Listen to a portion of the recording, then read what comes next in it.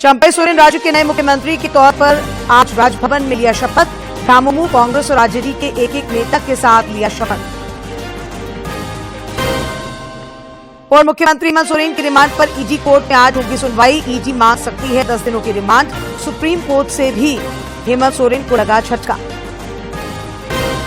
झारखंड उच्च न्यायालय के नवनियुक्त न्यायाधीश प्रदीप कुमार श्रीवास्तव ने आज हाईकोर्ट में स्थायी जज के रूप में ली शपथ।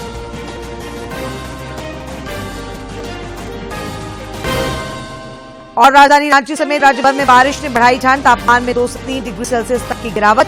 घने कोहरे के कारण हवाई और रेल सेवाएं प्रभावित।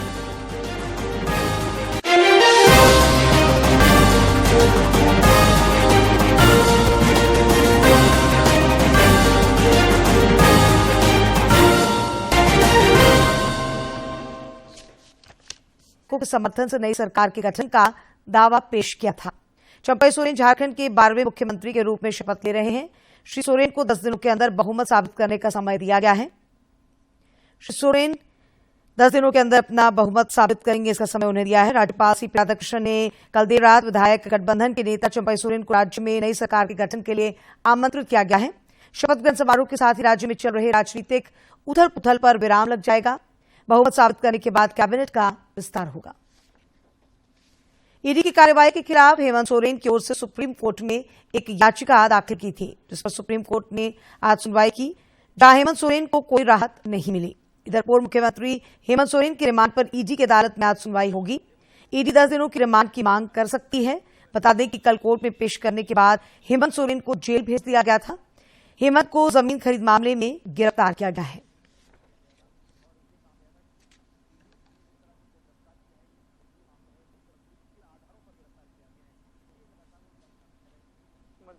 पूर्व मुख्यमंत्री यहाँ रखे इस्तीफा दे चुके, लेकिन जब गिरफ्तार किया गया, उसे पूछताछ की गई तो वो एक सिटिंग चीफ मिनिस्टर थे। उनके खिलाफ ऐसे क्या साक्ष्य हैं जिनके आधार पर गिरफ्तारी हुई, ये सारी दलीलें सुप्रीम कोर्ट के सामने रखने की बात कर रहे थे कपिल सिब्बल। लेकिन कोर्ट ने कहा कि अब ये सारी बातें हाईकोर्ट में जाकर रख सकते हैं, क्योंकि जो आप कहें कि जो ज्यूरिसडिक्शन है जिनमें सुप्रीम कोर्ट इस तरह की रिट्स पर सुनवाई करता है, याचिकाओं पर सुनवाई करता है, बिल्कुल वही ताकत या कई बार तो सुप्रीम कोर्ट से ज्यादा शक्ति हाईकोर्ट के पास होती है। तो आप आर्टिकल 32 के जरिए सीधे यहाँ पर याचिका दाखिल कीजिए, बल्कि आप आर्टिकल 226 में हाईकोर्ट के पास पावर है, वहां जाएं और वहां पर ये सारी बातें रखें। आपको वहां पर से भी वही न्याय मिलेगा जो आपको सुप्रीम कोर्ट से अपेक्षित है। दोनों ही संवैधानिक अदालतें हैं, दोनों कॉन्स्टिट्यूशनल कोर्ट हैं, इसीलिए ये परंपरा गलत एक तरीके से पड़ जाएगी अगर कोर्ट सीधे बड़े मामलों की सुनवाई खुद करने लगे। जो नियम है अपील पर सुनवाई का, वो सभी मामलों में एक जैसा होता है, इसीलिए आप हाईकोर्ट का रुख करें। के लिए कोई टाइमलाइन दे सुप्रीम कोर्ट, लेकिन जैसा मैं कहा कि जस्टिस संजीव खन्ना ने कहा कि आप हाईकोर्ट की शक्ति को कम मत आंकिए। हम कभी भी सुप्रीम कोर्ट कभी भी हाईकोर्ट से ये नहीं कहता कि आप 3 दिन में 6 दिन कोई नियत समय के भीतर आप सुनवाई करें। जब भी सुप्रीम कोर्ट को लगता है कि मामले में जल्द सुनवाई की जरूरत है, तो सिर्फ ये कहना काफी होता है कि हाईकोर्ट इसको प्राथमिकता पर सुने, जल्द से जल्द सुनवाई करे। और हाईकोर्ट इतनी संवेदनशीलता दिखाते हैं इस तरह के मामलों में जहां पे जरूरत होती है। तो जब वो इस मामले को ले जाकर के हाईकोर्ट में मेंशन करेंगे, इसको सुनवाई के लिए मांग करेंगे, तो जाहिर है वो सुप्रीम कोर्ट के आदेश का हवाला भी देंगे कि हाईकोर्ट जितनी जल्दी हो सके इस मामले पर सुनवाई करे। लेकिन सुप्रीम कोर्ट अपनी तरफ से कोई टाइमलाइन हाईकोर्ट के लिए फिक्स नहीं करेगा। इधर राज्य में जारी राजनीतिक सरगर्मी के बीच भारतीय जनता पार्टी ने आज विधायक दल की दोपहर बाद बैठक बुलाई है। बैठक में राज्य के ताजा हालात और आगामी बजट सत्र को लेकर चर्चा होने की संभावना है।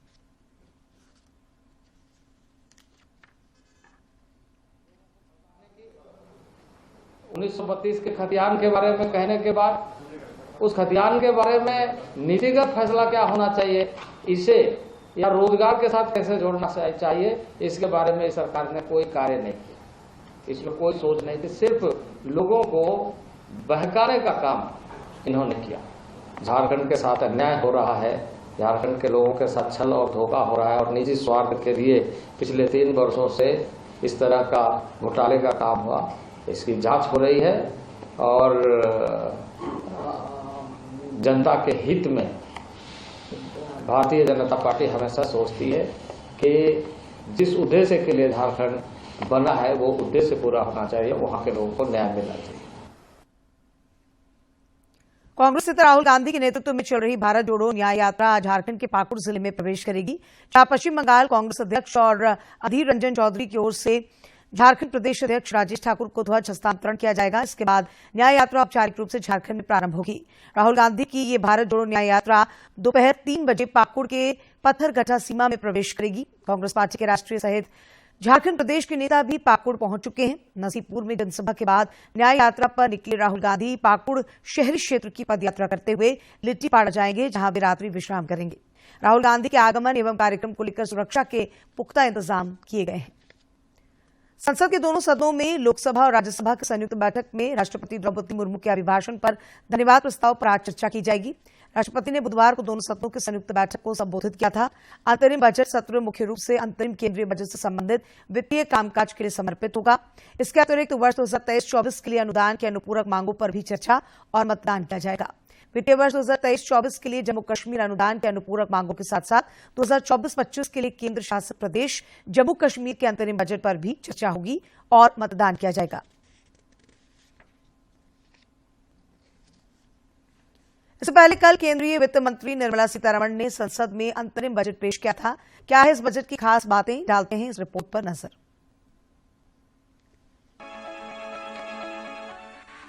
वित्त मंत्री निर्मला सीतारमण ने मोदी सरकार के दूसरे कार्यकाल का अंतिम बजट पेश करते हुए कई बड़े ऐलान किए हैं। इनका आम आदमी की जिंदगी से सीधा सरोकार है। ये ऐलान घर, बिजली, पोषण और टैक्स से जुड़े हैं। आइए यहाँ उनमें से 10 के बारे में जानते हैं। सरकार मध्यम वर्ग के व्यक्तियों को अपना घर खरीदने या निर्माण कराने के लिए housing for middle class scheme launch करेगी। इसके जरिए मिडिल क्लास को घर खरीदने के लिए प्रोत्साहित किया जाएगा। सरकार इस स्कीम के तहत 3 करोड़ घरों के अपने लक्ष्य को पाने के करीब है। अगले 5 सालों के लिए 2 करोड़ घरों का अतिरिक्त लक्ष्य तय किया गया है। सरकार सक्षम आंगनवाड़ी और पोषण 2.0 कार्यक्रमों में तेजी लाने का इरादा रखती है। इनके जरिए कुपोषण, प्रारंभिक बचपन देखभाल और विकास को बढ़ावा दिया जाएगा। सर्वाइकल कैंसर वैक्सीनेशन पर बड़ा प्लान। 9 से 14 साल की लड़कियों के लिए सर्वाइकल कैंसर टीकाकरण को बढ़ावा दिया जाएगा। आयुष्मान भारत का विस्तार। सभी आशा, आंगनवाड़ी कार्यकर्ताओं और सहायिकाओं को शामिल करने के लिए आयुष्मान भारत योजना के तहत स्वास्थ्य कवरेज का विस्तार किया जाएगा। बकाया टैक्स डिमांड पर राहत। सरकार ने बकाया टैक्स डिमांड को लेकर बड़ा ऐलान किया है। इसके तहत वित्त वर्ष 2010 के लिए 25,000 रुपए तक और वित्त वर्ष 2011 से 2015 के लिए 10,000 रुपए तक विवादित बकाया टैक्स डिमांड को वापस लेने का फैसला किया गया है। इस कदम से लगभग 1 करोड़ टैक्स पेयर्स को फायदा होगा। मुफ्त बिजली की बड़ी योजना। सरकार 1 करोड़ घरों को छत पर सोलर रूफ टॉप पैनल लगाने में सक्षम बनाएगी। इसके जरिए हर महीने 300 यूनिट तक मुफ्त बिजली देने का लक्ष्य है। आंगनवाड़ी को फास्ट ट्रैक करने की तैयारी। बेहतर पोषण और बच्चों की देखभाल और विकास के लिए सक्षम आंगनवाड़ी और पोषण 2.0 को फास्ट ट्रैक किया जाएगा। उड़ान स्कीम के तहत बढ़ेगा हवाई अड्डों का नेटवर्क। सरकार उड़ान स्कीम के तहत मौजूदा हवाई अड्डों का विस्तार करने की तैयारी में है। इसके तहत नए हवाई अड्डों का व्यापक विकास करना भी लक्ष्य है। पीएम गति शक्ति पर बढ़ेगा फोकस। केंद्र सरकार लॉजिस्टिक्स दक्षता बढ़ाने और लागत कम करने के लिए पीएम गति शक्ति के तहत 3 प्रमुख रेलवे कॉरिडोर कार्यक्रमों का कार्यान्वयन करेगी।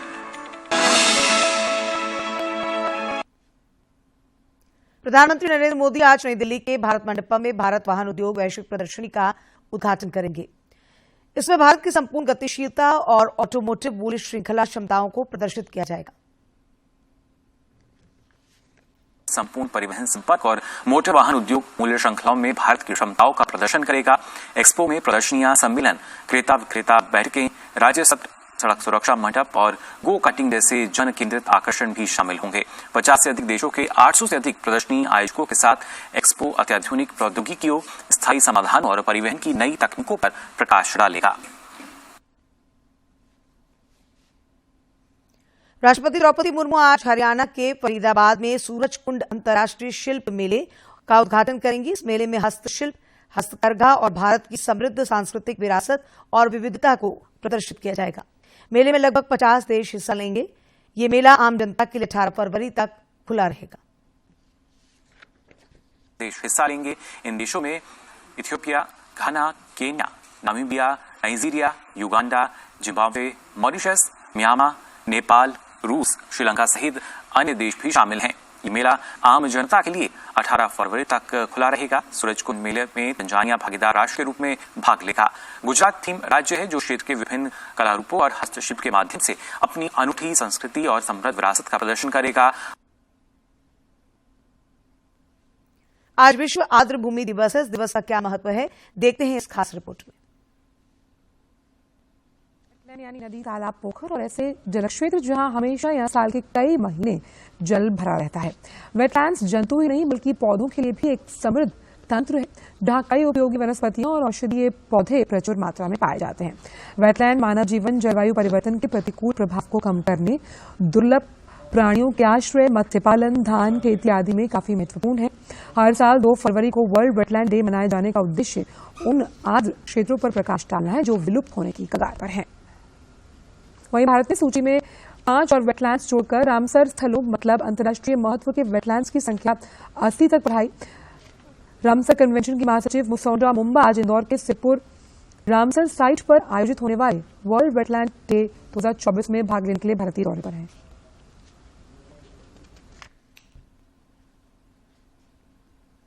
गणतंत्र दिवस के अवसर पर सिमडेगा में आयोजित ऐतिहासिक गांधी मेले में कृषि, पशुपालन एवं सहकारिता विभाग द्वारा लगाई गई कृषि प्रदर्शनी में लोगों की काफी भीड़ दिखी। सिमडेगा के ऐतिहासिक गांधी मेले में लगी कृषि प्रदर्शनी में लोग कृषि उत्पादों का अवलोकन करते नजर आए। यहाँ अन्य कृषि उत्पादों के साथ ही गोल मिर्च के पौधे का खास आकर्षण दिखा। वहीं महिला समूह द्वारा भी कई स्टॉल लगाए गए हैं जिनमें अचार, पापड़ जैसे कई घरेलू उत्पादों की बिक्री की जा रही है। महिला समूह की राधा देवी ने बताया कि उन्होंने अपने स्टॉल में अचार, पापड़ जैसे कई उत्पाद रखे हैं और इनकी अच्छी खासी बिक्री हो रही है। हम लोग के द्वारा यहाँ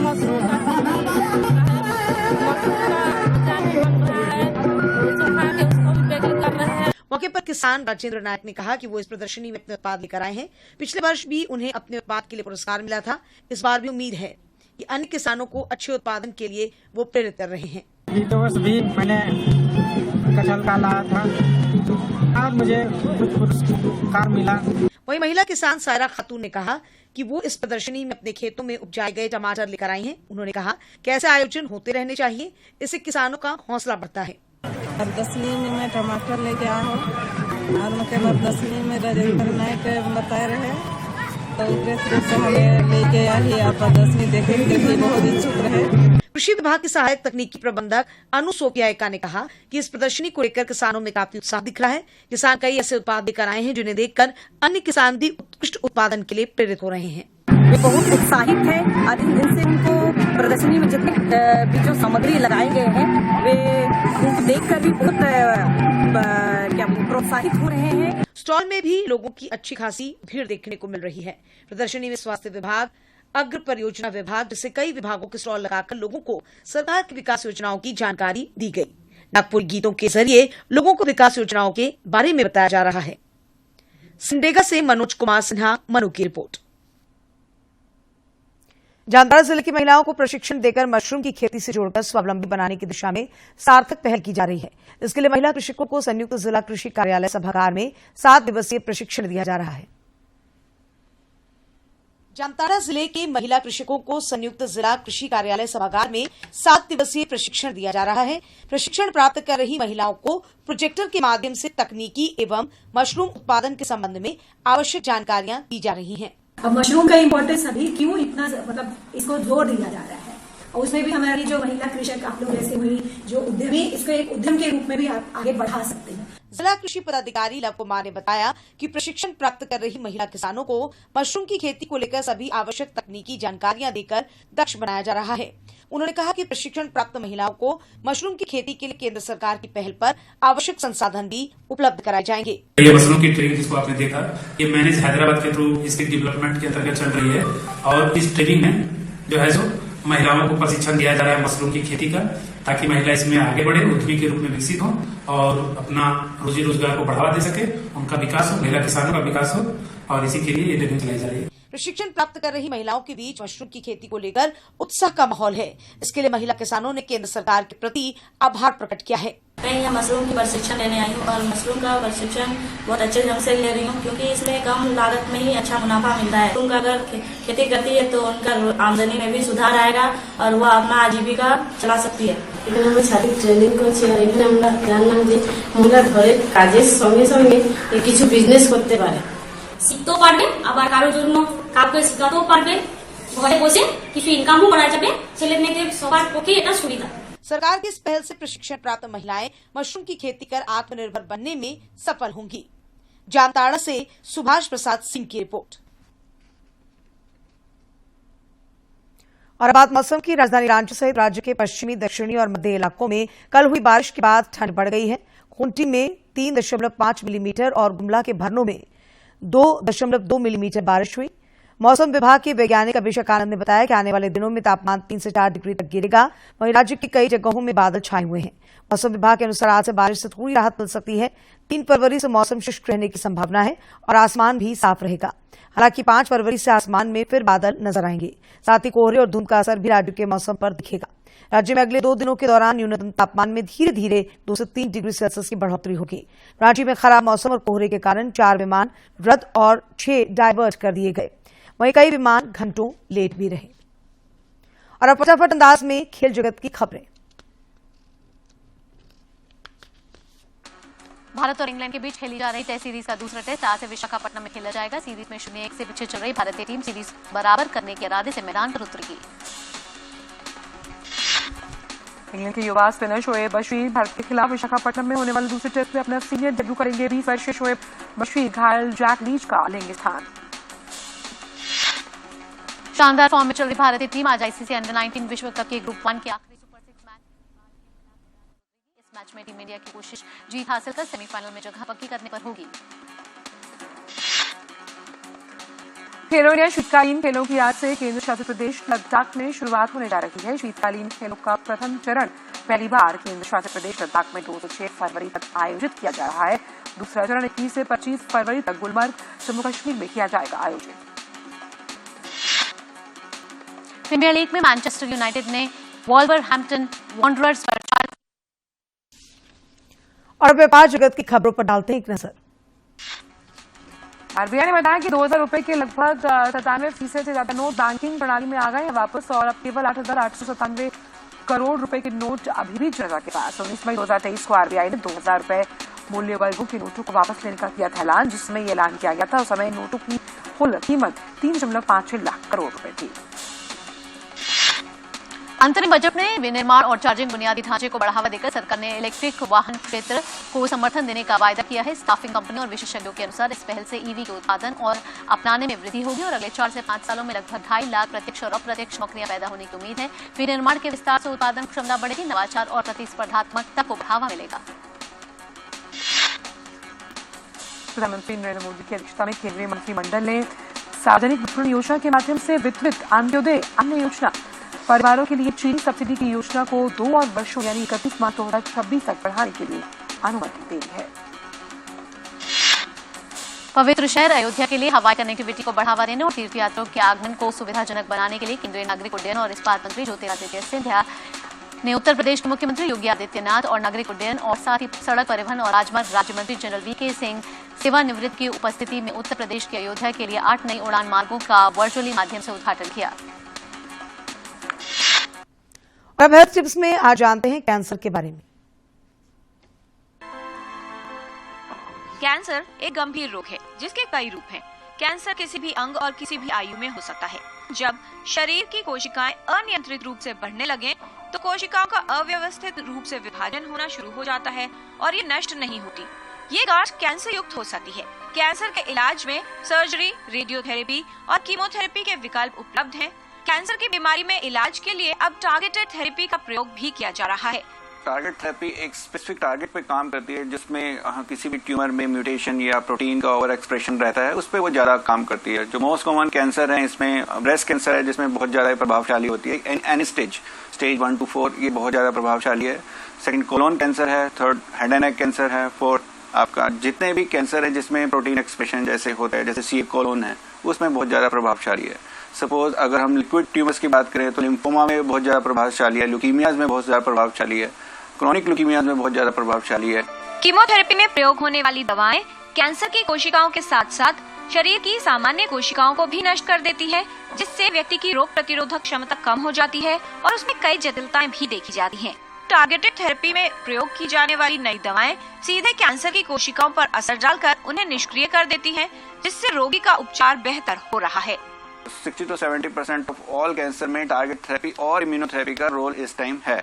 कीमोथेरेपी एक नॉर्मल सेल पे भी काम करती है और एक ट्यूमर सेल पे भी काम करती है। अगर वो ट्यूमर सेल पे काम करती है तो वो ट्यूमर किल करती है। अगर वो नॉर्मल सेल पे काम करती है तो साइड इफेक्ट होते हैं, जैसे डायरिया होता है, म्यूकोसाइटिस होती है, मुंह में छाले होते हैं, एलोपेशिया होता है, बहुत सारे साइड इफेक्ट हैं जो कीमोथेरेपी से होते हैं, but is very beneficial for tumour cells के लिए। टारगेट थेरेपी होती केवल उसी टारगेट पे काम करती है, लाइक जैसे ट्रास्टुजुमैब है, वो ब्रेस्ट कैंसर में उन्हीं जगह काम करेगी जहां पे हर्टिनियो और एक्सप्रेशन होगा।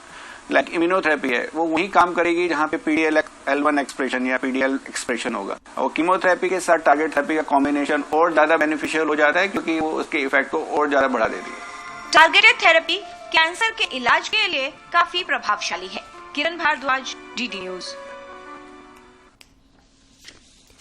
दूरदर्शन झारखंड पर पल-पल की खबरों से जुड़े रहने के लिए आप हमारे social media platform X, Facebook और यूट्यूब से जुड़ सकते हैं, क्योंकि खबरों से जितना बाखबर रहना जरूरी है, उससे ज्यादा जरूरी है सटीक, संतुलित और निष्पक्ष समाचार। हमारा X हैंडल है DD न्यूज झारखंड और फेसबुक पेज है RNU-DD। आप हमें YouTube channel Jharkhand DD news पर भी देख और सुन सकते हैं। और अंत मुख्य समाचार एक बार फिर। चंपई सोरेन राज्य के नए मुख्यमंत्री के तौर पर आज राजभवन में लिया शपथ। राममू, कांग्रेस और आरजेडी के एक एक नेता के साथ लिया शपथ। और मुख्यमंत्री हेमंत सोरेन की रिमांड पर ईडी कोर्ट में आज होगी सुनवाई। ईडी मांग सकती है 10 दिनों की रिमांड। सुप्रीम कोर्ट से भी हेमंत सोरेन को लगा झटका। झारखंड उच्च न्यायालय के नवनियुक्त न्यायाधीश प्रदीप कुमार श्रीवास्तव ने आज हाईकोर्ट में स्थायी जज के रूप में ली शपथ।